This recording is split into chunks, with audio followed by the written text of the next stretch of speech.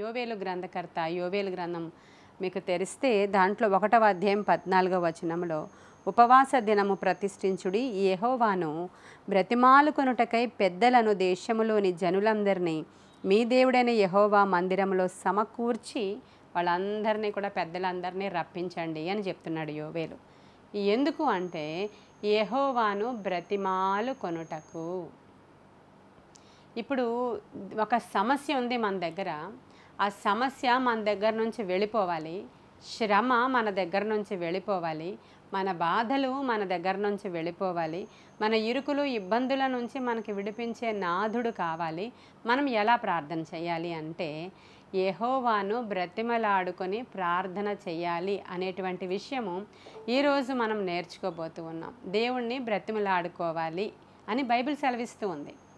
మీరు ఉపవాస దినం ప్రతిష్ఠించుకోండి. యెహోవాని బ్రతిమలాడుకోవడం కోసం మీరందరూ కూడా ఆయన యొక్క మందిరములో గ్యాదర్ అవ్వండి. పెద్దలను ప్రజలను అందరూ కూడా పెద్దలు కూడా వచ్చి బ్రతిమలాడుకోవడానికి దేవుని సన్నిధిలోనికి రావాలి అని యోవేలు గ్రంథకర్త చెప్తున్నాడు. మరి దేవుణ్ణి బ్రతిమలాడుకోవడం మనకు వచ్చా రాదా? గర్విష్ఠులు దేవుణ్ణి బ్రతిమలాడుకోలేరు. ఎందుకంటే గర్విష్ఠులు తగ్గరు. వాళ్ళు తగ్గించుకొని తమను తాము తగ్గించుకొని ఆయన పాదాల దగ్గర సాష్టాంగపడి అయ్యా నీకు స్తోత్రాలు, నీ శరణు జొచ్చుతున్నానని చెప్పడం చాలా కష్టం. గర్విష్ఠులకి ఇది సాధ్యము కాదు. ఇంకా ముందుకు పోతే ఎవరికి చూడకుండానే ప్రార్థన చేసుకుంటారు కాబట్టి ఎవరు చూడట్లేదు కాబట్టి అటు ఇటు చూసి తలుపులు వేసుకుని గదిలోనికి వెళ్ళిపోయి సాష్టాంగపడి నమస్కారం చేసి ప్రార్థిస్తారు. గర్విష్ఠులు కూడా ప్రార్థిస్తారు. బైబిల్ ఇలా చెప్తుంది కాబట్టి ఒకసారి ప్రార్థిస్తారు, 2 సార్లు ప్రార్థిస్తారు, 3 సార్లు ప్రార్థిస్తారు, 4వసారి విపరీతమైన కోపం వస్తుంది వాళ్ళకి. ఎందుకంటే గర్వము కారణంగా. ఎంతకాలం చేయాలి ఇంకా మేము ప్రార్థన? ఎలా ప్రార్థిస్తున్నాను, ఆయన కాళ్ళు పట్టుకుని అడుగుతున్నాను, ఆయన గడ్డం పట్టుకుని అడుగుతున్నాను. అసలు ఆయన దగ్గరికి వచ్చి నేను బ్రతిమలాడుకుంటుంటే వినడే దేవుడు. అసలు కనికరమే లేదు దేవుడికి. కష్టం మీద కష్టం వస్తుంది మాకు, శ్రమ మీద శ్రమ వస్తుంది మాకు, రోగం మీద రోగం వస్తుంది, ప్రార్థించే కొద్దీ నాకు ఎక్కువైపోతున్నాయి అన్నీ అంటున్నారు అందరూ కూడా. ఇప్పుడు ఈ గర్విష్ఠులైన వారి సంగతి ఎలా ఉంటుందంటే వాళ్ళు 4 సార్లు ప్రార్థన చేస్తారు, 5 సార్లు ప్రార్థన చేస్తారు, ఇంకా దేవుడు కార్యం చూడలేకపోతారు. అప్పుడు వాళ్ళు ఇంకా లొంగరు, దేవునికి లోబడరు. వాళ్ళ లోపల నుంచి సణుగుడు అనేది ప్రారంభం అవుతుంది. ఇది మనం ఇశ్రాయేలీల దగ్గర చూస్తాం. వాళ్ళందరూ కూడా అరణ్య యాత్రలో నడుచుకుని వెళ్ళిపోతూ ఉంటే దేవుడు గొప్ప గొప్ప కార్యాలు చేసినప్పుడల్లా గొప్ప గొప్ప డాన్సులు వేస్తూ ఉండేవారు. వాళ్ళు కంజర్లు ప్లే చేస్తూ ఉండేవారు. నీ అంత శూరుడు లేడు, వీరుడు లేడని గొప్ప గొప్పగా పోడేవారు దేవుణ్ణి. కొంచెం శ్రమ రాగానే సణుగుడు మొదలు పెట్టేవారు. ఎప్పుడైతే సణిగారో దేవునికి చాలా అసహ్యం కోపం వచ్చేది. సణుగుడు అంటే ఎలా అంటే మమ్మల్ని అక్కడే ఉంచపోయావా, ఇక్కడికెందుకు తీసుకొచ్చావు, ఇక్కడ ఐగుప్తులో సమాధులు లేవనా, ఇక్కడ సమాధి చేయాలనుకుంటున్నావా నువ్వు? ఈ మాటలు వింటున్నారా మీరు? గర్విష్ఠులైన వారు మాట్లాడే మాటలు ఇవి. యెహోవా సన్నిధిలోనికి వెళ్ళి తమను తాము తగ్గించుకొని దేవుని పాదాల యొద్ద పడి ఏడ్చి ప్రార్థించుట రానివారు గర్విష్ఠులు. ఎవడైతే దీనుడై వణుకుతూ ఆయన సన్నిధిలోనికి వచ్చి ప్రార్థన చేస్తాడో వారిని దేవుడు దృష్టించుచున్నారంట, చూస్తారంట ఆయన్ని. అంటే ఎవడైతే దీనుడిగా ఉంటాడో, ఎవడైతే వణుకుతాడో, ఎవడైతే ఆయన సన్నిధిలో సాష్టాంగపడి బ్రతిమలాడుకుంటారో ఆయన్ని, వారి వైపు ఆయన కనుదృష్టి ఉంటుందంట. ఎవడైతే గర్విష్ఠిగా ఉంటాడో వాడి మొరలు ఆలకించడు. మనం కూడా చూస్తాము, దేవుని సన్నిధిలోనికి వెళ్ళి 2 ప్రార్థన చేస్తూ ఉంటారు. ఒక్కడేమో ఆకాశము తట్టు చూడడానికైనా భయం కలిగి దీనుడుగా వణుకుతూ ప్రార్థన చేస్తూ ఉంటాడు. మరొక్కడేమోని అతని ప్రార్థన ఎలా ఉందంటే ప్రభువా నీకు వందనాలు, ఈ దినాన్ని బట్టి వందనాలు, నేను వారంలో 2 రోజులు ఉపవాసం ఉంటున్న సంగతి నీకు తెలుసు, నేను దశంభాగం ఎలా రెగ్యులర్ ఇస్తానో కూడా నీకు తెలుసు, నన్ను నువ్వు ఇంత దీవించావంటే కేవలం నీ కృపే, ఈ ప్రార్థన నీ సన్నిధికి సమర్పిస్తున్నాను ఆమెనన్నాడు ఒకడు. ఇంకొకడైతే వణుకుతూ భయపడుతూ ఆయన సన్నిధిలో కనీసం ఆకాశము తట్టు చూడడానికి కూడా భయపడి ఆయన బ్రతిమలాడుకుంటూ ఒకడు ప్రార్థన చేస్తున్నాడంట. వీళ్ళిద్దరి ప్రార్థనలో ఎవరి ప్రార్థన గొప్పది అని అడుగుతున్నారు ప్రభువు. ఎవడైతే దీనుడై నలిగిన హృదయం గలవాడై వణుకుతూ ఆయన్ని బ్రతిమలాడుకుంటున్నాడో వాడి ప్రార్థనే గొప్పది అని ప్రభువు చెప్పారు. కాబట్టి ఈరోజు శ్రమల పాలై దీనులుగా ఉన్న వాళ్ళందరూ కూడా చేయాల్సిన ప్రార్థన ఏంటంటే ప్రభువుని బ్రతిమలాడుకోవాలి అనేటువంటి అంశాన్ని జ్ఞాపకం చేసుకోవాలి. కొంతమంది భక్తులు ఎలా ఆయన్ని బ్రతిమలాడుకున్నారో చూపిస్తాను మీకు నేను. మోషే ఒక దినాన దేవుణ్ణి బ్రతిమలాడుకుంటున్నాడు. మోషే ఎవరంటే దేవుడు ముఖాముఖి మాట్లాడేటువంటి దేవుని ఇల్లంతటిలో సాత్వికుడు అని బైబిల్ చెప్తుంది. మోషే ఎవరండి? దేవునితో ముఖాముఖి మాట్లాడే అనుభవము కలిగిన వాడై దేవుని ఇల్లంతటిలో సాత్వికుడు మంచివాడని సాక్ష్యం పొందుకున్న ఆయన ఒకరోజు దేవుని దగ్గరికి వచ్చి ముఖాముఖి మాట్లాడితే ఎలా మాట్లాడుకోవాలి? దేవా ఈరోజు ఇలా జరిగింది అలా జరిగింది, మరి మీరు అలా చేస్తే ఎలా ఉంటుంది, ఇలా చేయొచ్చు కదా అని మాట్లాడుకోవాలి. ముఖాముఖి అంటే అలా మాట్లాడుకుంటారు. కానీ మోషే ఆయన సన్నిధి దగ్గరికి వెళ్ళి బ్రతిమలాడుకుంటున్నాడంట. అయ్యా, వీళ్ళు బంగారు దూడను చేసుకుని దానికి మ్రొక్కిన సంగతి చాలా భయంకరమే, దానికి నేను నిజంగా చాలా బాధపడుతున్నానయ్యా. అలానే వాళ్ళ పేర్లు జీవగ్రంథంలో తీసేస్తే ఎలా నాయనా? దయచేసి వాళ్ళ పేర్లు కూడా ఉంచు. ఒకవేళ వాళ్ళ పేర్లే కానీ తీసేయాలనుకుంటే నేను మట్టుకు ఎందుకయ్యా, నా పేరు కూడా తీసేయి, లేకపోతే వాళ్ళందరినీ కూడా నాతో పాటు ఉంచవా అని బ్రతిమలాడుకున్నాడంట. మీరు ఆ విషయం నిర్గమాకాండము 32వ అధ్యాయము 32వ వచనంలో తర్వాత చూసుకోండి. అయ్యా, నీవు వారి పాపమును ఒకవేళ పరిహరించితివా, లేని ఎడల నీవు వ్రాసిన ఈ గ్రంథములో నుండి నా పేరు తుడిచివేయమని బ్రతిమలాడుకుంటున్నాడంటండి దేవుణ్ణి. అలా బ్రతిమలాడుకున్నప్పుడు దేవుడు ఆయన ప్రార్థన ఆలకించి, మోషే ప్రార్థన ఆలకించి అక్కడ వారిని ఆ సందర్భంలో కనికరించినట్లుగా మనం అక్కడ చూస్తాం. మొదటగా మనం మోషే గారిని చూపించాను మీకు. అంటే ఇప్పుడు దేవుడు మనకి స్నేహితుడు అంటారు కదండి నూతన నిబంధనలో. అప్పుడు మీకు కొంతమంది సేవకులు ఇలా చెప్తున్నారు, దేవుడు మన యొక్క స్నేహితుడు, ఆయన మన తండ్రిని ఎలా అడుగుతాం? దగ్గరికి వెళ్ళి డాడీ నాకు ఒక 1000 రూపీస్ కావాలి, 1 lakh కావాలని ఎలా అడుగుతాం? అలా అడగాలండి అని నేర్పించే సేవకులు ఉన్నారు. కాబట్టి బైబిల్ ఏం చెప్తుంది? దేవుణ్ణి ఎలా మాట్లాడి ప్రార్థన ఎలా చేయాలి? శ్రమల పాలైనప్పుడు, శ్రమల గుండా వెళుతున్నప్పుడు దేవునికి దగ్గరికి వెళ్ళి డిమాండింగ్గా దేవుణ్ణి అడగాల, ఇది ఇస్తావా లేదా, ఇవ్వు నేను నిన్ను కాకపోతే ఎవరిని హక్కుపూర్వకంగా అడుగుతాను నాయన, నువ్వు నా తండ్రివి కదా, నువ్వు నా ఫ్రెండ్వి కదా అని అడగమన్నాడా దేవుడు? లేకపోతే బ్రతిమలాడుకోమన్నాడా? ఎవరి వైపు చూస్తానన్నాడు ఆయన? నీవెలా ఉన్నావో అది చెప్పిన వాడి వైపు చూడమన్నాడా దేవుడు? లేదంటే కనీసం నీ తట్టు చూడడానికైనాను భయము కలిగినటువంటి వాడిని దృష్టించమన్నాడా దేవుడు? ఒక్కసారి మీరు జ్ఞాపకం చేసుకోవాలి. లేఖనాలలో నుంచే మనం మాట్లాడుకుంటూ ఉన్నాం. ఈరోజు మన సబ్జెక్ట్ ఏంటంటే శ్రమ గుండా నీవు వెళుతూ ఉంటే నీవెలా ప్రార్థన చెయ్యాలి అనేది మన సబ్జెక్ట్ అండి ఈరోజు. నెహెమ్యా ఉన్నాడు. నెహెమ్యా రాజు సంస్థానంలో మంచి ఉద్యోగిగా ఉన్నాడు. ఆయన ఉద్యోగం చేసుకుంటున్నాడు. ఆయనకు కుటుంబానికి ఎటువంటి లోటు లేదు. రాజుగారికి పర్సనల్గా అసిస్టెంట్గా, పర్సనల్గా ఒక ఫుడ్ ఇన్స్పెక్టర్గా ఉన్నాడు. ఆయన ఫుడ్ ఇన్స్పెక్టర్. ఆయన అలాంటి పోస్ట్లో ఉన్నటువంటి నెహెమ్యాకి తన యొక్క పితరులు ఉండేటువంటి పట్టణం, ఆ సమాధులు ఉండేటువంటి పట్టణం తగులబడిందని తెలిసినప్పుడు ఎలాగా నేను దాన్ని బాగు చేయాలి? నేను ఒక పొజిషన్లోనే ఉన్నాను, కానీ నేను వెళ్ళాలి అనంటే రాజు పర్మిషన్ కావాలి. రాజు అన్యుడు. ఇప్పుడు నేను ఎలాగ అడగాలి? ఈ మనుష్యుడిని నేను ఎలా అడగాలి అని చెప్పి, ఈ మనుష్యుడిని అడగడానికి ముందు నా దేవుణ్ణి అడుగుతానని చెప్పి నెహెమ్యా ప్రార్థనా గదిలోనికి వెళ్ళిపోయి ఉపవాసం ఉండి దీనుడుగా తనను తాను నలుగగొట్టుకొని అప్పుడు ఒక ప్రార్థన చేస్తున్నాడండి. 1వ అధ్యాయం 11వ వచనం. నెహెమ్యా, యెహోవా చెవియొగ్గి నీ దాసుడనైన నా మొర్రను, నీ నామమును భయభక్తులతో ఘనపరచుటయందు ఆనందించు నీ దాసుల మొర్రను ఆలకించి ఈ దినమందు నీ దాసుని ఆలోచన సఫలపరిచి ఈ మనుష్యుడు నాయందు దయచూపునట్లు అనుగ్రహించుమని నిన్ను బ్రతిమాలుకొనుచున్నాను. ఈ మనుష్యుడు అంటే రాజు. ఈ మనుష్యుడు నాయందు దయచూపునట్లుగా నీవు అనుగ్రహించు నాయన అని దేవుని సన్నిధిలోనికి వెళ్ళి బ్రతిమలాడుకోవడానికి సెలవు పెట్టి బ్రతిమలాడుకుంటున్నాడండి. ఆయన ఉపవాసం ఉండి బ్రతిమలాడుకుంటున్నాడండి. ఆయన దేవుని దగ్గరికి వచ్చి కొన్ని మాటలు చెప్పుకోవాలి అని అంటే బ్రతిమలాడుకుని దేవుణ్ణి చెప్తూ ఉన్నాడు. అప్పుడు దేవుడు ఆ మనుష్యుడు ఎవరైతే ఉన్నాడో ఆ రాజు, నెహెమ్యా ఏమి నీ ముఖం అలా వికారంగా ఉంది, ఎనీ ప్రాబ్లం అని అడిగాడు ఆయన. అప్పుడు ధైర్యముతో, ప్రార్థనా ధైర్యముతో ప్రార్థించేవాడు తన భక్తి తనకి ధైర్యం పుట్టిస్తుంది అని లేఖనంలో రాయబడి ఉంది. దేవుని దగ్గర ప్రార్థించాడు, విన్నవించుకున్నాడు, భక్తి చేశాడు, ఉపవాసం ఉన్నాడు, ప్రభువుని బ్రతిమలాడుకున్నాడు. కనుక డైరెక్ట్గా సబ్జెక్ట్ చెప్పేశాడు ఆయన. డైరెక్ట్గా చెప్పినప్పుడు ఇదేనా నీ సమస్య, ఎన్ని రోజులు నీకు సెలవు కావాలి అని డైరెక్ట్గా రాజు రాణి కూర్చొని ఉన్నప్పుడు మాట్లాడేశాడు ఈయన. చూడండి ఎంత అద్భుతమైన విషయము. మొదటగా నీ సమస్య దేవుని దగ్గరికి వెళ్ళి నీవు బ్రతిమలాడుకోవాలి. నేను ఇందాకే చెప్పాను, గర్విష్ఠులు దేవుణ్ణి బ్రతిమలాడరు. కేవలం స్తుతించాలా, కేవలం ప్రార్థించాలా, తరువాత వాక్యం చదవాలా, దట్స్ ఆల్. బ్రతిమలాడుకోవద్దు అంటారు. దానిని గర్వం అంటుందండి బైబిల్, గర్వం. అంతే తప్ప ఈ రోజుల్లో చాలా బోధలు వస్తున్నాయి. కేవలము దేవుణ్ణి ఏం కావాలో అడుగు, కూర్చో, వాక్యం చదువుకో, స్తుతించుకో, ఆడుకో, పాడుకో, ఇంకేం చేయాల్సిన అవసరం లేదు, ఎల్లప్పుడూ సంతోషంగా ఉండు అంటున్నారు.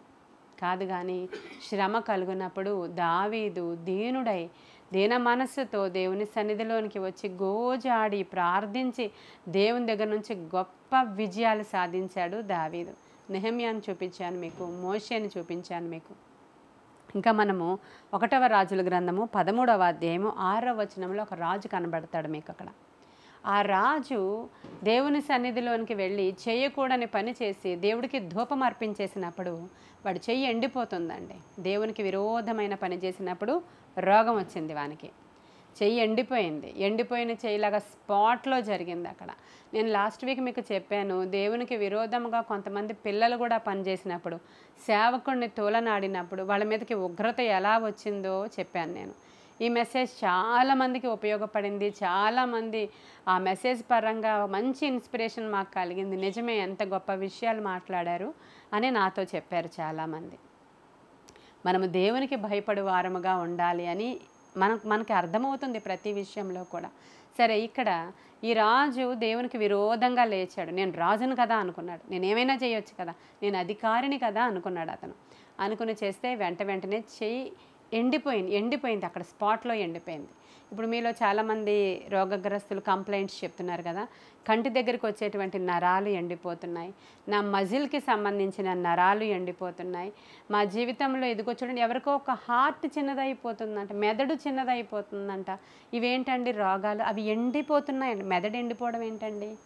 అసలు ఈ రోగాలేంటి, ఈ వ్యాధులేంటి, ఈ భయంకరత్వం ఏంటి, స్పాట్లో చెయ్యి ఎండిపోవడం ఏంటి అంటే ఎండిపోయింది. ఎందుకంటే ఈ రోజుల్లో రిక్వెస్ట్లే ఉన్నాయి నాకు, మెదడు ఎండిపోవడం ఏంటి, మెదడు దగ్గరికి వెళ్ళేటువంటి నరాలు ఎండిపోవడం ఏంటి, కంటి దగ్గరికి వస్తున్న ఈ నరాలు ఎండిపోవడం ఏంటి? మరి అదే జరిగింది అక్కడ ఆ రాజుకి. వెంటనే రాజు తన చేతిని తాను చూసుకొని ఏమంటున్నాడో చూడండి. అప్పుడు రాజు, నా చెయ్యి మునుపటి వలె బాగవునట్లు నీ దేవుడైన యెహోవా సముఖమందు నా కొరకు వేడుకొనమని ఆ దైవజనుని బ్రతిమలాడుకొనగా ఆ దైవజనుడు యెహోవాను బ్రతిమలాడుకొనెను. హల్లెలూయా చెప్పండి. రాజు డైరెక్ట్ కనెక్షన్ దేవుడితో లేదు అతనికి. అతను దైవజనుడిని బ్రతిమలాడుకున్నాడు. ప్రార్థన రిక్వెస్ట్లు ఇచ్చేటప్పుడు మనం దైవజనుల్ని బ్రతిమలాడుకుంటాం. అమ్మా నా కోసం ప్రార్థించండి, పాస్టర్ గారు నా కోసం ప్రార్థించండి అని బ్రతిమలాడాలి. వాళ్ళు బ్రతిమలాడుకుంటారు కొన్ని సందర్భాల్లో. అప్పుడు వీళ్ళు నిజంగా కనికరం కలిగి, అయ్యో వాళ్ళు ఎన్నోసార్లు మనకు రిక్వెస్ట్ ఇస్తున్నారు. ఇప్పుడు నేను ఇందాకే చెప్పాను చూడండి, మా సంఘస్థులకి ఏమని చెప్తున్నాను, మనకు ఎంతమంది అయితే రిక్వెస్ట్లు ఇచ్చారో ఈరోజు వాళ్ళని జ్ఞాపకం చేసుకుంటూ చెయ్యండి. ఈ మంగళవారం వాళ్ళ కోసం ఇచ్చాం మనం అని చెప్పాను కదా నేను. ఎందుకని? మీరందరూ మాకు చెప్పుకున్నారు కాబట్టి మేము దేవునికి చెప్పాలి ఖచ్చితంగా.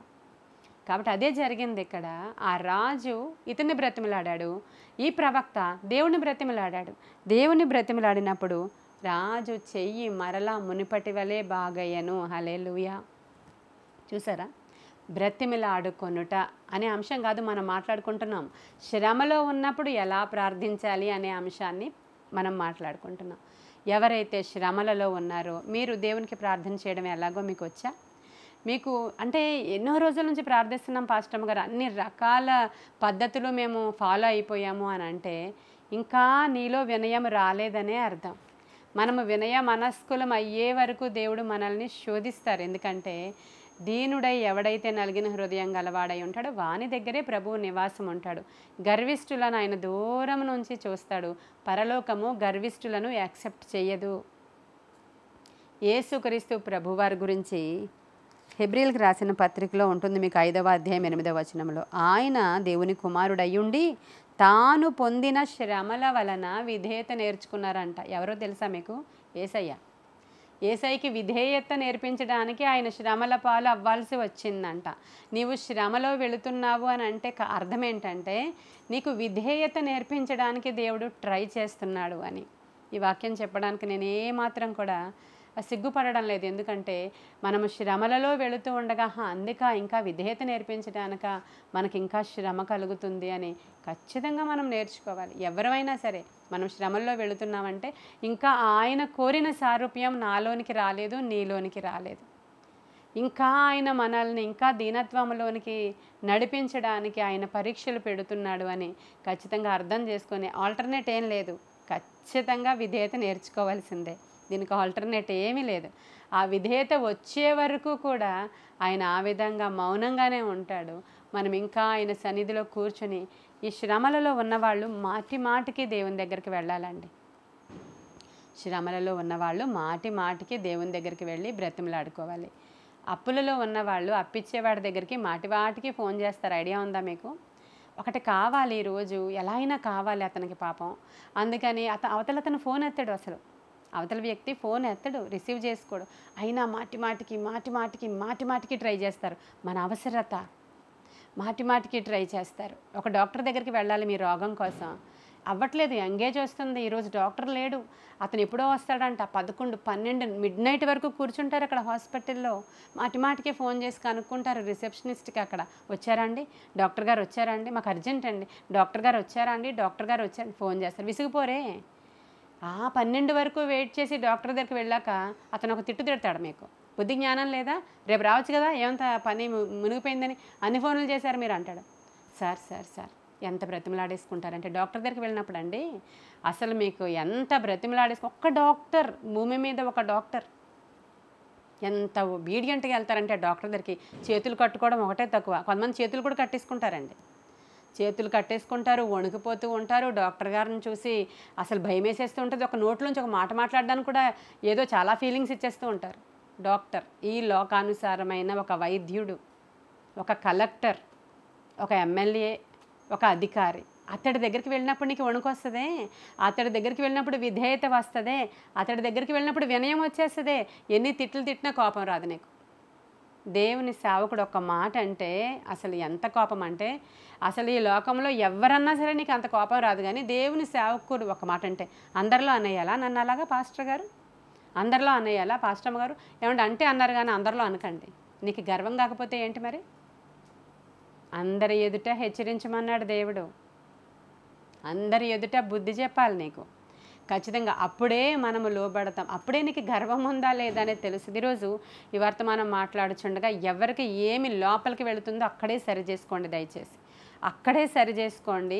దేవుని సన్నిధిలో మనం ఎలా ఉన్నాం, ఆ డాక్టర్ దగ్గర ఎలా ఉన్నాం, లాయర్ దగ్గర ఎలా ఉన్నాం, అధికారి దగ్గర ఎలా ఉన్నాం, ఈ లోకమంతటికి, ఈ భూమికి, ఆకాశానికి, సముద్రానికి సృష్టికర్త అయినటువంటి గొప్ప దేవుడి దగ్గర నువ్వు బ్రతిమలాడుకోలేవా? నువ్వు చాలా సందర్భాలలో అధికారులు వస్తూ ఉంటారు మందిరాలకి. నిలవబడండి, చేతులు ఎత్తండి, కూర్చోండి, మోకరించండి, చప్పట్లు కొట్టండి, కేకలతో దేవుణ్ణి ఆర్భటించండి అని మనం చెప్తూ ఉంటాం. చాలా మౌనంగా చేతులు కట్టుకొని అస్సలు ఏ ఫీలింగ్ ఇవ్వకుండా. ఎందుకంటే ఆయన ఏంటి అసలు చలనం లేకుండా ఉన్నారు? వాలంటీర్స్ని అడుగుతా నేను అప్పుడు. ఆయన చాలా పెద్ద ఆఫీసర్ అంట, ఆయన ఈరోజు మన మందిరానికి వచ్చారంట. ఓ ఆఫీసర్ అయితే చేతులు చప్పట్లు కొట్టరా దేవునికి?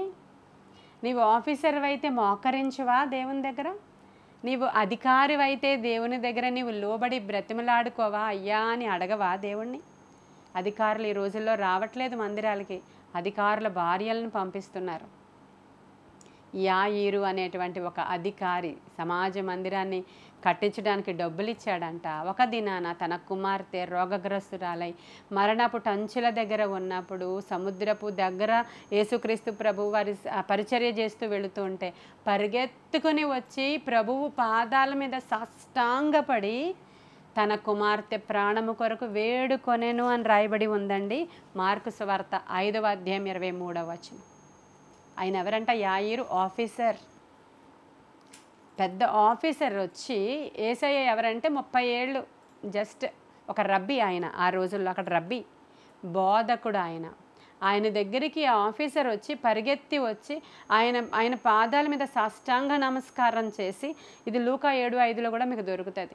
సాష్టాంగ నమస్కారం చేసినప్పుడు వచ్చి ఏమని అడుగుతున్నాడంట, బ్రతిమలాడుకుంటున్నాడంట తన కుమార్తె ప్రాణము కొరకు.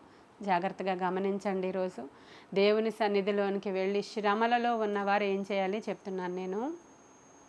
మాటి మాటకి కూర్చోవాలి, ప్రార్థనా స్థలం దగ్గరికి వెళ్ళి మాటి మాటికి ప్రభువుని బ్రతిమలాడుకోవాలి. అయ్యా చెయ్యండి అయ్యా, అయ్యా చెయ్యండి అయ్యా. అప్పుడు పూర్తిగా శ్రమ పూర్తిగా తొలగించేయకపోవచ్చు, కానీ ఆ శ్రమలో నీకు ఆదరణ కలిగిస్తాడు, అవసరత తీరుస్తాడు. ఆ రోజు ఏం కావాలో అది ప్రొవైడ్ చేస్తాడు. అసలు నీకు ఏం అవసరతో అది ఇస్తాడు దేవుడు. అది అందరికీ రాదు. అది ఆ దీనత్వంతో ప్రార్థన చేసుకుని బ్రతిమలాడుకుంటే ఆల్ ఆఫ్ ఏ సడన్ గొప్పగా సమస్యను పక్కకు తీసేయకుండా ఆ ప్రొవైడర్గా ఉంటాడు. అంటే ఆ టైంలో ప్రొవైడ్ చేస్తూ ఉంటాడు. అంటే పెద్దగా అవ్వాల్సింది దాన్ని చిన్నగా మారుస్తూ ఉంటాడు. నీకు పుట్టిస్తూ ఉంటాడు, సహాయాన్ని అందిస్తూ ఉంటాడు, రెమెడీ చూపిస్తూ ఉంటాడు. ఇంకా సమస్య అక్కడ అలాగే నిలిచి ఉంటుంది. అప్పుడు ఇంకా మనము ప్రార్థన చేస్తూ అనేకమైనటువంటి విషయాలను ఈ శ్రమలో గ్రహిస్తూ ఆయనకి దగ్గర అవుతూ ఉంటాం మనం. ఇది ప్రతి భక్తునికి జరిగింది. యోబుకు జరిగింది, దావీదుకు జరిగింది, దానియేలుకు జరిగింది, నెహమ్యాకి జరిగింది, మోషేకి జరిగింది, అందరికీ జరిగింది. భక్తుల జీవితాలను మన ఎదుట నిలుపుకొని మనం వెళుతూ ఉన్నప్పుడు వాళ్ళు ఎలా ప్రార్థించారు. గొప్ప ప్రైమ్ మినిస్టర్ దేవుణ్ణి ఎలా బ్రతిమలాడుకొని తన పితరుల పాపాలన్నీ తల మీద వేసుకొని వాటన్నిటినీ క్షమించవా అని అడుగుతున్నాడు. ఈయన పాపం చేయలేదు. ఆయన మాటలో పాపం లేదు, చూపులో పాపం లేదు, క్రియలలో పాపం లేదు. ఆయన మంచి ప్రతిష్ఠితుడు అయినప్పటికీ పితరులు పాపము చేసిన వారయ్యా, మా పితరులు దోషము చేశారయ్యా, నిన్ను ఆయాసపరిచారయ్యా, ప్రవక్తలు చెప్పినా విననొల్లకున్నారయ్యా, ఎన్ని గద్దింపులు వచ్చినా వారి వ్యభిచారాన్ని మానుకోలేదయ్యా, పితరుల పాపాలను క్షమించవా అని 21 డేస్లో ఫస్ట్ డే ప్రేయర్ అది. చూసారా, అలా అడుగుతూ బ్రతిమలాడుకున్నాడంట దానియేలండి.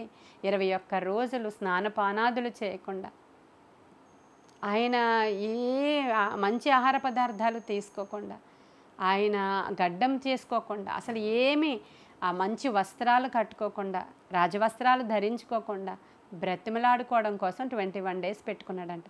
దేనికంటే బ్రతిమలాడు కోసం. మా దేవుని బ్రతిమలాడుకోవడానికి మేము వెళుతున్నాము. ఎంత బాగుందండి ఈ మాట. ఏ అధికారులైనా మీరు ఎలా బ్రతిమలాడతారో చెప్పండి. ఆఫీసర్స్ దగ్గరికి వెళ్ళి అయ్యా అయ్యా చేసి పెట్టండి అయ్యా, కొంచెం ఏదో పొరపాటు అయిపోయింది అయ్యా, చూడండి అయ్యా అంటాం అధికారులని. దేవుడి దగ్గర కొన్ని రోజులు అడిగేసరికి నీకు కష్టం వచ్చేస్తుంది, పొగరు వచ్చేస్తుంది, దేవుడి మీద కోపం వచ్చేస్తుంది. అన్నిటికంటే ముఖ్యంగా ఇంకోటి వస్తుందండి అందరికీ. ఏంటో తెలుసా? సేవకుల మీద కోపం. వాళ్ళు అంటారట ఇంట్లో, అవును మాకైతే చేయరావిడ, మిగతా వాళ్ళందరికీ చేస్తారు, అందరూ చాలా సాక్ష్యాలు చెప్పేస్తున్నారు మా సంఘంలో, వాళ్ళకైపోయిందంట వీళ్ళకైపోయిందంట, వాళ్ళకి ప్రాఫెసీ చెప్పేశారు పాస్టర్ గారు, వీళ్ళకి ప్రాఫెసీ చెప్పేశారు, వాళ్ళకి దర్శనం వచ్చేసిందంట, మనకి రాదు, మనకి చెయ్యరు, మనతో మాట్లాడరు. గర్విష్ఠుల మాటలివి. దేవుడు ఎవరిని కనికరిస్తాడో వానినే కనికరిస్తాడంట. నేను ఎవరిని కరుణింతునో వానినే కరుణింతును అన్నాడు. ఆయన చేయండి సేవకులు ఏం చేయగలరు? ఒకసారి ఆలోచన చెప్పండి నాకు. ఆయన చేయనిది సేవకులు ఏమి చేయగలరు? మార్కు సువార్తలో దయ్యాలు పట్టిన వాడి దగ్గరికి ప్రభు వెళ్ళారు. వెళ్ళినప్పుడు 5వ అధ్యాయం 10, 11, 12 చూసుకోండి. దయ్యాలు పట్టిన వాడి దగ్గరికి వెళితే వాడిలో ఉన్నటువంటి దయ్యాలు యేసయ్యని బ్రతిమలాడుకున్నాయంట. తెలుసు కదా మీ అందరికీ. ఎవరు బ్రతిమలాడుకుంటున్నారు? వాడిలో ఉన్న దయ్యాలు. సేన అనేటువంటి దయ్యాల గుంపు యేసుక్రీస్తు ప్రభువారిని, అయ్యా ఎందుకు వచ్చేసావు అప్పుడే, ప్లీజ్ మమ్మల్ని ఏమీ చేయకు, ప్లీజ్ మమ్మల్ని పంపించుకు అప్పుడే, ఇంకా మా టైం రాకుండా ఎందుకు వచ్చేసావు నువ్వు, పోనీ ఒక పని చేయవా, ప్లీజ్ మమ్మల్ని పూర్తిగా పాతాళంలోనికి పంపకుండా పందుల్లోనికి పంపించవా అని బ్రతిమలాడుకుంటే పందుల్లోనికే పంపించారు యేసయ్య. మీరు గమనించండి, ఇక్కడ బ్రతిమలాడుకుంటే పందుల్లోనికి పంపించవా అని అడిగితే బ్రతిమలాడుకున్నందున పందుల్లోనికి పంపించారు ఆయన. అప్పుడు ఆ పందులు ఆ పవర్ని తట్టుకోలేక, శాటనిక్ పవర్ని, ఈ సాతానుల్ని మనిషిలో ఉంచేసుకుంటున్నాడు. ఎన్ని సాతానులనైనా పంది ఉంచుకోలేక దానికి ఊపిరి తిరగక సముద్రంలో పడది చచ్చినాయి. ఆ పందులన్నీ చచ్చాయి అక్కడ. కానీ బ్రతిమలాడుకుంటే దేవుడు ఏం బ్రతిమలాడుకుంటే అది చేశారంట అక్కడ. వాడేం చేస్తాడంటే సాతానుగాడికి తెలుసు దేవునికి ఎలా ప్రార్థన చేస్తే తన ప్రజలకు ఆయన కార్యం చేస్తారు. అందుకే నువ్వు బ్రతిమలాడుకోవద్దు దేవుణ్ణి అని చెప్తుంది సాతాను దగ్గరకు వచ్చి. బ్రతిమలాడొద్దు, నువ్వు దేవుణ్ణి అలా బ్రతిమలాడకూడదు. ఏం కావాలో అది చెప్పు అంతే. కమాండ్ చేయి, డిమాండ్ చేయి. నువ్వు దేవుని కుమారుడవు, నువ్వు దేవుని యొక్క బిడ్డవు. నువ్వు కమాండ్ చేయాలా, డిమాండ్ చేయాలా. నువ్వు బ్రతిమలాడుకోవద్దు. నువ్వు రిపెంటెన్స్ కోసం ఏమీ కూడా చేయాల్సిన అవసరత లేదు అంటుంటాయి దయ్యాలు వచ్చి. నువ్వు అలాగే చేస్తుంటావు. అప్పుడు అలా చేయడానికి వీల్లేదు. కానీ 4 రోజులు ప్రార్థన చేసి 4 రోజులు దేవుని దగ్గరికి ఏడ్చి ఆ తర్వాత డ్రై అయిపోయిన వాళ్ళు నాకు చుట్టూరు ఉన్నారు. నాకు ఎంతోమంది తెలుసు. ఇంకా కరువో కాలమో అన్నట్లు ప్రార్థన చేస్తారు కొన్ని రోజులు. ఆ తరువాత మొండి బండగా అయిపోతారు కొన్ని రోజులు. ఆ తర్వాత గర్విష్ఠులుగా అయిపోతారు కొన్ని రోజులు. ఆ తర్వాత పైకి ఉంటారు కానీ లోపలంతా గర్వమే. ప్రార్థనను తృణీకరిస్తారు, ప్రేయర్కి రారు. ప్రార్థన అంటే నిర్లక్ష్యం. ప్రార్థన అనేసరికి అన్ని రకాల పనులు గుర్తొచ్చేస్తాయి. ఇవన్నీ ఎందుకు జరుగుతాయి చెప్పమంటారా? గర్వము. ఇంకా ఎక్కువగా మిమ్మల్ని తిడితే బాగోదు కాబట్టి తిట్టట్లేదు. కానీ కొన్ని విషయాలని నేను మీతో మాట్లాడుతూ ఉన్నాను. శ్రమలో ఉన్న వారి కొరకే ఈ మెసేజ్. శ్రమ లేని వాళ్ళు ఇది వినాల్సిన అవసరత లేదు. ఎందుకంటే దేవుడు మనల్ని మంచిగా, దీనులుగా, హంబల్గా, చాలా ఒబీడియంట్గా తన ప్రజలు ఉంటేనే పరలోకము వాళ్ళనే యాక్సెప్ట్ చేస్తుంది. ఆయన దేవుని కుమారుడై ఉండి శ్రమల ద్వారా విధేయత నేర్చుకుంటే నీవు నేను మరి ఎంత విధేయత మనం నేర్చుకోవాలి. కాబట్టి శ్రమ కలుగుట నాకు మేలాయను, ఎందుకంటే నీ కట్టడలను నేను నేర్చుకొనున్నట్లు ఈ శ్రమ కలుగుట నాకు మేలాయనని దావీదు చెప్పినట్లు మీరు అందరూ చెప్పాలి. ఈరోజు దేవుడు ఎండిపోయిన చెయ్యిని బాగు చేసిన దేవుడు ఈరోజు సంధ్య యొక్క మజిల్స్లో ఎండిపోతున్నటువంటి ఆ యొక్క నరాలని బాగు చేయ సామర్థ్యము గలవాడు. ఆ కరుణ అనే అమ్మాయి యొక్క కంటి దగ్గర ఎండిపోతున్నటువంటి నరాలను బాగు చేయ సామర్థ్యము గలవాడు. ఈరోజు నీకు బ్రతిమలాడుకోవడం వస్తే ఆయన అద్భుతాలు చేస్తాడు. హల్లెలూయా. నేను నా దేవుని దగ్గరికి వెళ్ళి బ్రతిమలాడుకున్నప్పుడల్లా గొప్ప సహాయాన్ని నాకు పంపిస్తూ ఉంటాడు ఆయన. మనుషులకైతే అది సాధ్యం కాదు. అలాంటి సహాయాలు నా దగ్గరికి ఆ రోజు కోసం పంపిస్తాడు. అయ్యో ఈ సహాయం చేసావు కదా, నాకు పూర్తిగా అద్భుతం చేయి నాయనా అన్నప్పుడు ఆయన సమయం ఆయన చేతుల్లో ఉంది. లోబడాలి మనం ఖచ్చితంగా. దేవుని సేవ చేయడం విషయంలో విసుక్కోవద్దు. ప్రార్థించుట విషయంలో విసుక్కోవద్దు. దేవుని సన్నిధికి వెళ్ళడం విషయంలో విసుక్కోవద్దు. వాక్యాన్ని చదవాలి. మనం వాక్యాన్ని చదువుతూ ఉంటే వాక్యంలో నుంచి దేవుడు మనతో మాట్లాడుతూ ఉంటాడు. శరీరంలో అనేకమైన అనారోగ్యాలు ఉన్నప్పటికీ నేను ఈ మధ్యకాలంలో ఒక సాక్ష్యం విన్నాను యూట్యూబ్లోనే. అతను జాలరివాడంట, చేపలు పట్టుకునేవాడు, పామరుడు, అసలు ఏమీ రాదు అతనికి. అయితే అనారోగ్యం చిన్నప్పటి నుంచి చాలా ఎక్కువ అనారోగ్యం, కడుపులో ఏదో జబ్బు అంట అతనికి. ఏదో నిప్పు వెలిగించుకొని ఆ కుండను కూడా పొట్ట మీద పెట్టుకుని అటు ఇటు తిప్పుకుంటూ ఉండేవాడంట ఆ జబ్బు భరించలేక. అలాంటి జబ్బు గల వ్యక్తి మొత్తానికి సువార్త విన్నాడు, రక్షణ పొందుకున్నాడు. అయినా సరే ఆ జబ్బు ఏమీ పోలేదు. చాలా అనారోగ్యం. ఆ తరువాత అతని భార్య కూడా చనిపోయింది. చాలా అనారోగ్యవంతుడు అతను.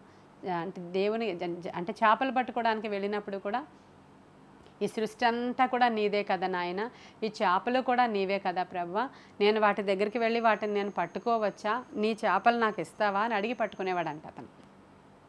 అప్పుడు పెద్ద పెద్ద చేపలు పడినప్పుడు అక్కడ ఉన్న జాలరి వాళ్ళు చాలా ఆశ్చర్యపడిపోయేవాళ్ళంట. అలాంటి సాక్ష్యం అతనిది. అతను అంత విశ్వాసం గలవాడు. అయితే అతనికి వాక్యం చదవడం రాదు, ఎందుకంటే పామరుడు కాబట్టి. అతనికి వాక్యం చదవాలని ఉండేదంట. అతను ఏం చేసేవాడంట, సైకిల్ మీద వెళుతూ ఉన్నప్పుడు ఒక ఏదైనా తోట లాంటిది కనబడితే సైకిల్ అక్కడ పెట్టి ఆ తోటలోనికి వెళ్ళిపోయి చాలా గట్టిగా ఏడ్చుకొని బాధంతా దేవుడు చెప్పి దేవుని బ్రతిమలాడేవాడట.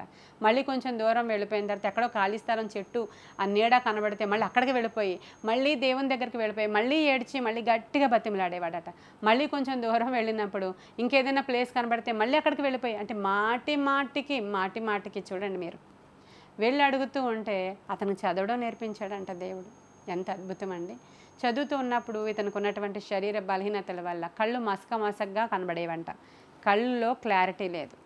అప్పుడు అతను కళ్ళద్దాలు వేయించుకొని పెద్ద అక్షరాలు ఉన్నటువంటి బైబిల్ కొనుక్కున్నాడు. చిన్న అక్షరాలు కనబడట్లేదు. పెద్ద అక్షరాలు ఉన్న బైబిల్ని చదువుకుంటూ ఉంటే కళ్ళద్దాలు వంగినప్పుడు క్రింద పడిపోయి విరిగిపోయాయి. 1200 మళ్ళీ ఎక్కడి నుంచి తేను అని చాలా ఏడ్చాడంట దేవుడి దగ్గర. మొత్తానికి రెండోసారి మరలా 1200 పెట్టి ఆ కళ్ళద్దాలు పెట్టుకుని మళ్ళీ బైబిల్ చదువుతూ ఉంటే మళ్ళీ క్రింద పడిపోయినాయి అంట. కొన్ని రోజుల తర్వాత పగిలిపోయిందంట. ఇంక ఇతనికి చాలా బాధ అయిపోయి, చాలా వేదన అయిపోయి, చాలా ఏడుస్తూ మాటికి దేవుడి దగ్గరికి వెళ్ళి, నాకెందుకు కళ్ళు కనిపించట్లేదు, నాకెందుకు నేను చదవలేకపోతున్నాను వాక్యాన్ని, నాకు వాక్యం చదవడానికే నా కళ్ళు బాగు చేయవా అని ఆయన దగ్గరికి మాటికి వెళ్ళి దేవుని బ్రతిమలాడితే ఆయన కళ్ళును ముట్టి ఆయన స్వస్థపరిచాడు. అంటే ఆ సంగతి అతనికి తెలీదు. మరుసటి రోజు మరలా బైబిల్ ఎదరు పెట్టుకొని మళ్ళీ ఏడుస్తుంటే చిన్న బైబిల్లో ఉన్న అక్షరాలు కూడా కనబడుతున్నాయి అంట అతనికి. హల్లెలూయా. అప్పుడు వెంటనే బైబిల్ని తీసి చదివాడు, కనబడుతున్నాయి. పెద్ద బైబిల్ని తీసి చదివాడు, కనబడుతున్నాయి. మళ్ళీ చిన్న బైబిల్ని తీసి చదివాడు, కనబడుతున్నాయి. పెద్ద బైబిల్ని పక్కన పెట్టి దేవుని స్తుతించి కళ్ళద్దాలు లేకుండా ఈ రోజు వరకు అతని కళ్ళను బాగు చేశాడు దేవుడు. ఎలా వచ్చాయి అతనికి? మాటికి ఆయన దగ్గరికి వెళ్ళి బ్రతిమలాడుకుంటున్నాడంట, నాయన నేను వాక్యం చదవాలి. అతను ఒక సేవకుడుగా ఉన్నాడు. ఇప్పుడు ఎన్నో ఎకరాలు అతనికి ఇచ్చారు సేవ చేసుకోవడానికి. ఒక బ్రాహ్మలావిడ వచ్చి చేపలు ఆయన పెళ్లి చేసుకుంది. ఒకసారి ఆలోచన చేయండి. దేవునికి అసాధ్యమైనది ఏమీ లేదు. కానీ ఆయన అన్నీ చేయ సామర్థ్యము గలవాడు. బ్రతిమలాడుకున్నాడు. అతనికి వేరే ఏ హోపు లేదు కాబట్టి ఒక్కడే ఉండి ఆ రోగాన్ని బట్టి అసలు ఎవరు దగ్గరగా ఉండరంట అతనికి. రాత్రి పగలు దొర్లుతూ ఏడుస్తూ అతను ఆ రోగాన్ని అనుభవిస్తూ ఉంటాడంట. కాబట్టి దేవుణ్ణి బ్రతిమలాడుకుంటూ ఉన్నాడంట అతను. బ్రతిమలాడుకుంటూ ఉంటే చదువులేని వాడికి చదువు చెప్పాడు దేవుడు. అసలు కంట్లో ప్రాబ్లం, 2 కళ్ళు కనిపించడం మానేసిన వ్యక్తి అసలు అప్పుడు ఇంకొక వ్యక్తి ఎవరో వచ్చి చెప్పాడంట, నాకు చిన్న అక్షరాలు కనిపించట్లేదయ్యా అని ఎవరో ఇంకో పేద పాస్టర్ వచ్చి చెప్పాడంట. చెప్పినప్పుడు అయ్యో నాకు కళ్ళు బాగా కనిపిస్తున్నాయి, నాకు చిన్న బైబిల్ నేను చదువుకోగలను, నాకు కనిపించట్లేదని పెద్ద బైబిల్ కొనుక్కున్నాను, తీసుకో అని పెద్ద బైబిల్ ఇచ్చేశాడంట ఆయనకి. ఆయన సాక్ష్యం చెప్తున్నాడు. ఈరోజు దేవుణ్ణి శ్రమలలో ఉన్న వాళ్ళు ఎలా బ్రతిమలాడుకోవాలో మీకు తెలిసింది అనుకుంటున్నాను నేను. చెయ్యండి, విసిగిపోకుండా చెయ్యండి అని చెప్పారు అదే దేవుడు. విసిగిపోవద్దు. నీవంతలా దేవుని సన్నిధిలోనికి వెళ్ళి రాత్రంతా బ్రతిమలాడుకుంటే మరుసటి రోజు అవసరతను దేవుడు ఆశ్చర్యమైన విధానంలో తీర్చడానికి ఆయన సామర్థ్యము గలవాడు.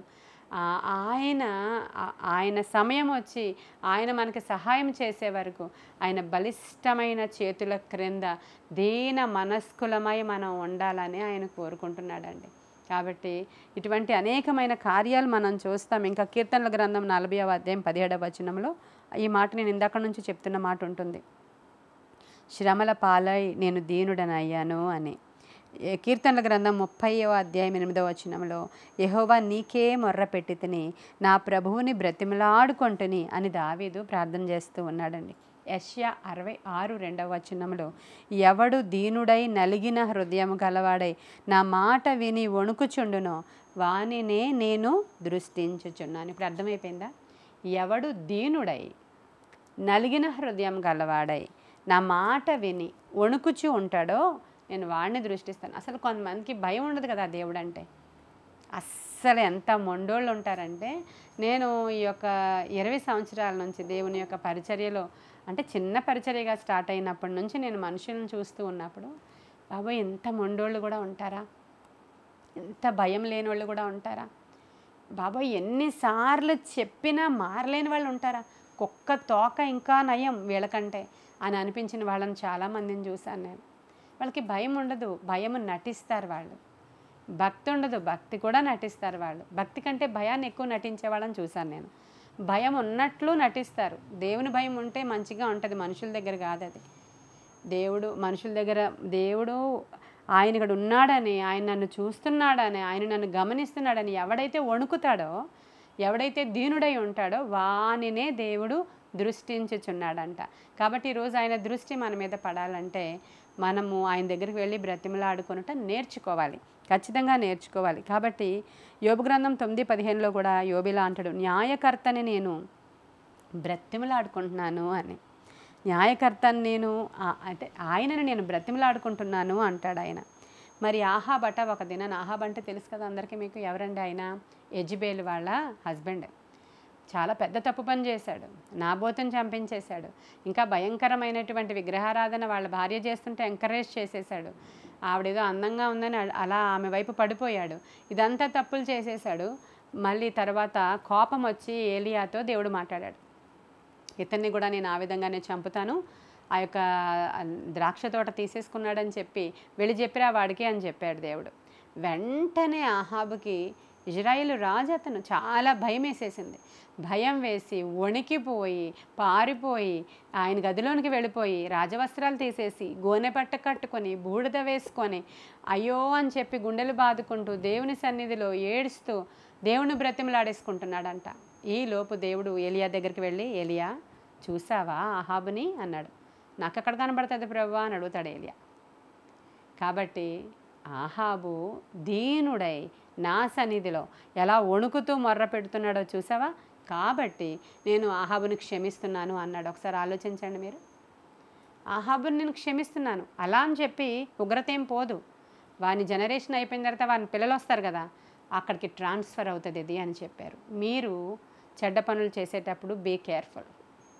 మీ తర్వాత నుంచి మీ పిల్లలకి వెళుతుంది అది. నువ్వు ఇప్పుడు బ్రతిమలాడేసుకుంటున్నావు ఊరికే, నిజమే, నీకు ఎక్స్క్యూజ్ ఉంది, నీ పిల్లలకి వెళ్ళిపోతుంది అది. వాళ్ళు అనుభవిస్తారు ఆ కరువు, వాళ్ళు అనుభవిస్తారు ఆ శ్రమ. నీ వ్యభిచార సంబంధమైన ప్రతి క్రియ కూడా నీకు క్షమాపణ దొరికిన నెక్స్ట్ జనరేషన్కి వెళ్ళిపోతుంది ఖచ్చితంగా.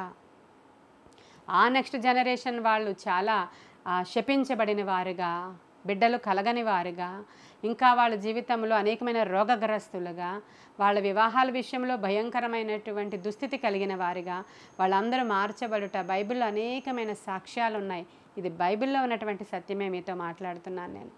కాబట్టి క్షమించమని ప్రభువుని అడిగి విడిచిపెడితే అది ఆయన వీపు వెనకాల వేసుకెళ్ళి సముద్రగాధములో పడేస్తాడు. ఇక అవి నీ మీదకి రావు, నీ పిల్లల మీద కూడా రావు. కానీ ఎప్పుడైతే నువ్వు భయం లేకుండా ప్రవర్తిస్తావో మనుషుడి దగ్గర భయపడినట్లే కనబడతావు నువ్వు. మనుషులు లేనప్పుడు నీ ప్రవర్తన ఎలా ఉందో చూసుకో, అది పిల్లలకు వెళ్ళిపోతుంది. కాబట్టి చాలా కేర్ఫుల్గా ఉండాలి. ఇదంతా నేను బైబిల్లో ఉన్న విషయాలే మీతో మాట్లాడుతూ ఉన్నాను. కాబట్టి ఇక్కడ మనం చూసినప్పుడు ఈ ఆహాబుకి ఏం అవ్వలేదు చూడండి. ఆహాబు ఎందుకంటే ఇప్పుడు వణికిపోయాడు, ఉపవాస ప్రార్థనకు వచ్చేసాడు, గోనెపట్ట కట్టేసుకున్నాడు. ఎక్స్క్యూజ్ మీ సార్ అన్నాడు దేవుణ్ణి, ప్లీజ్ నాయనా నన్ను ఓర్చుకో అన్నాడు, క్షమించు అన్నాడు. అబ్బా ఎంత తగ్గించుకుంటే నేను ఇంక ఉండలేను నాయన, అతను నేను క్షమించానని చెప్పు అన్నారు దేవుడు. ఆ తర్వాత ఎక్కడికి వెళ్ళిపోయిందండి మరి ఆ శాపం చూడండి ఒకసారి. హిజ్కియా కూడా సేమ్ ఇదే తప్పు చేశాడు. సెకండ్ టైం ఆయన స్వస్థత పడి పక్కకు వెళ్ళిన తర్వాత అయినా సరే హిజ్కియాకి దేవుడు ఒకసారి వాగ్దానం చేసేసాడు కాబట్టి హిజ్కియా బాగానే ఉన్నాడు. తరువాత తన పిల్లలు నపుంసకులుగా చేయబడి ఆ శత్రువు వచ్చి ఈడ్చుకుని పోవడానికి దేవుడు చేస్తాడు అంటే సర్లే నా వరకు నేను బాగుంటాను కదా అన్నాడు. ఏం తండ్రో ఒకసారి చూడండి మీరు. అంతకుముందు 15 సంవత్సరాల క్రితం చనిపోయి ఉండుంటే బాగుండు నాకు తెలిసి. ఎందుకు అంటే దేవుని రాజ్యానికి చేరుదుడు. ఇంత గర్విష్టి అయిపోయిన తర్వాత ఇంకెందుకు నీకు ఆయుష్కాలం? కాబట్టి మనము భూమి మీద బ్రతికి ఉన్నామంటే భయముతోనూ భక్తితోనూ వణుకుతోనూ ఆయన సన్నిధిలో మనము నిందారహితులుగా ఉండాలని దేవుడు కోరుకుంటున్నాడు. మీకు ఇక హెచ్చరికలు వస్తాయి. ఒక వాక్యం వినిన వెంటనే మారాలి సుమా. ఒక్క వాక్యము వినిన వెంటనే హృదయంలో వినుట ద్వారా విశ్వాసము కలగాలి. ఆ విశ్వాసము దేవుని గూర్చిన వాక్యము ద్వారా నీకు కలగాలి. వెంటనే రిపెంటెన్స్ రావాలి. వెంటనే నీ గుండె పట్టుకొని ప్రభువు దగ్గరికి వెళ్ళి అడిగి బ్రతిమలాడుకుని ఆ రోజు నీ పాపాన్ని తీసేసుకుంటే వెంటనే నీవు ఆ విడుదల పొందుకుంటావు. తర్వాత పిల్లల మీదకి అది రాకుండానట్లు దేవుణ్ణి గోజాడి నీ పాపాన్ని పూర్తిగా విడిచిపెట్టాలి.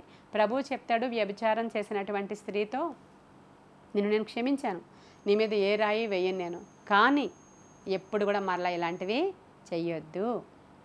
క్షమించడం అయిపోయిన తర్వాత కూడా భయం లేకుండా చేస్తుంటారే, మనుషులు ఎవరు చూడట్లేదు అని, ఇది చిన్నదే కదా అని, ఇది కామనే కదా అని చేస్తుంటారు కదా, వాళ్ళది పిల్లల దగ్గరికి వెళుతుంది, జాగ్రత్త. కాబట్టి ఈరోజు మనము దేవుణ్ణి బ్రతిమలాడదామా? ఎలా శ్రమల్లో ఉన్నవాళ్ళు ఏ విధంగా ప్రార్థన చేయాలో చెప్పాను నేను. ఆయన సన్నిధికి వెళ్ళి గోజాడాలి. దేవుని మన హృదయాలు మెత్తన చేసుకొని ఆయన సన్నిధిలోనికి వెళ్ళి కూర్చొని గర్వము తగ్గితేనే ఆ యొక్క బ్రతిమలాడే ప్రార్థన వస్తుంది.